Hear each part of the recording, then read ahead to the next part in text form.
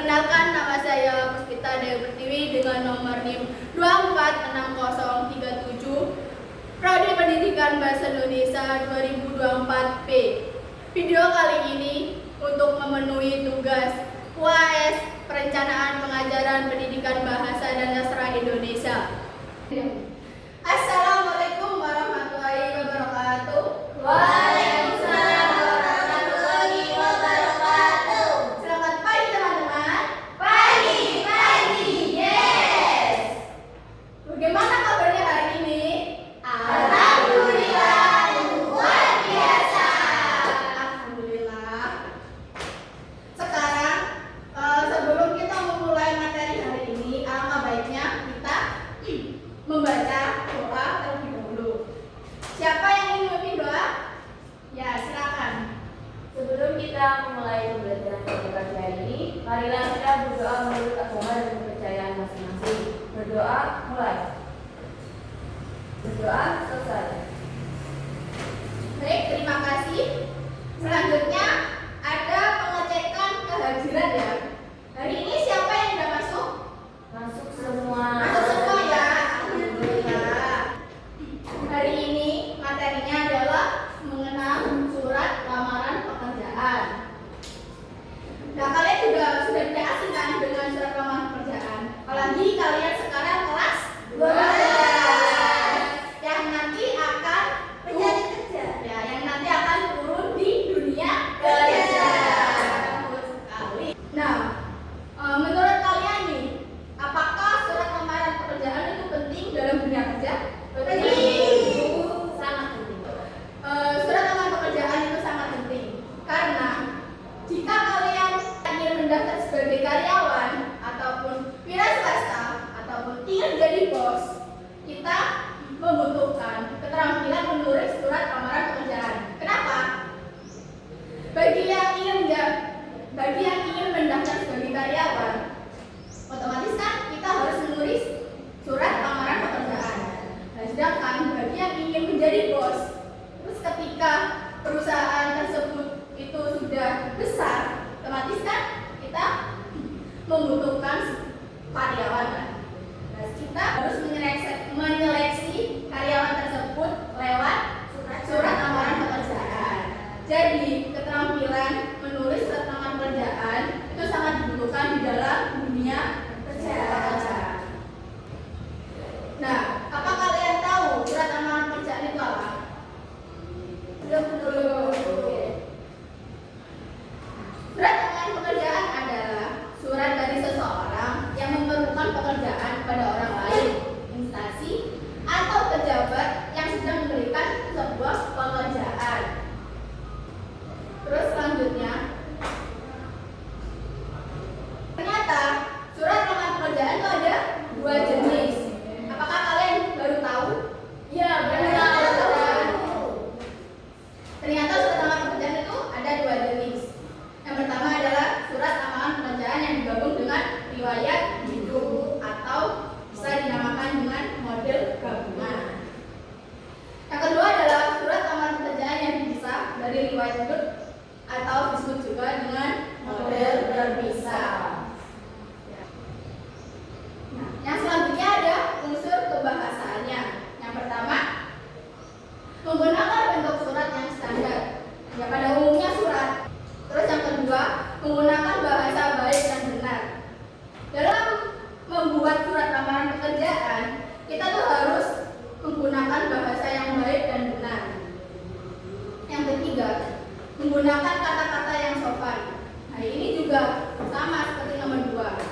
Kita harus menggunakan kata-kata yang baik dan benar serta yang sopan.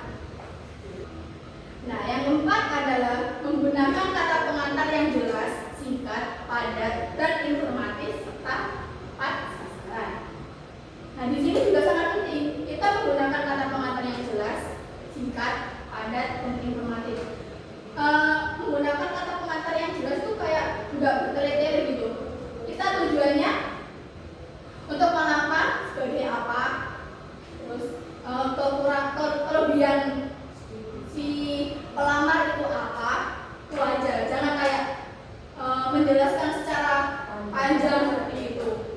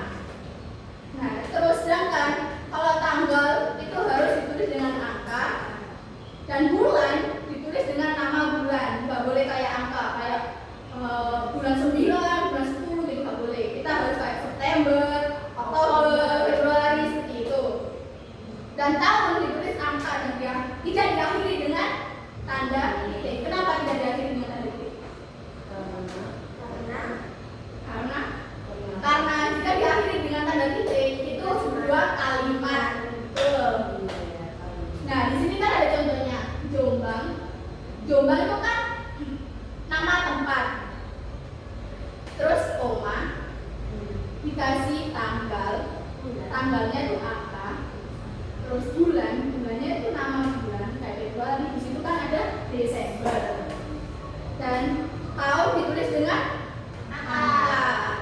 Selanjutnya ada hal dan lampiran. Hal dan lampiran itu ditulis dengan sejajar kayak segini. Dia kan sejajar, nggak boleh kayak kita duanya di sini, satunya di sini, nggak boleh. Terus sejajar. Terus yang kedua, penulisan lampiran tidak boleh disingkat. Kan biasanya ada tulisannya kayak lam gitu kan. Lam, ya, lam aja gitu kan. Itu nggak boleh. Harus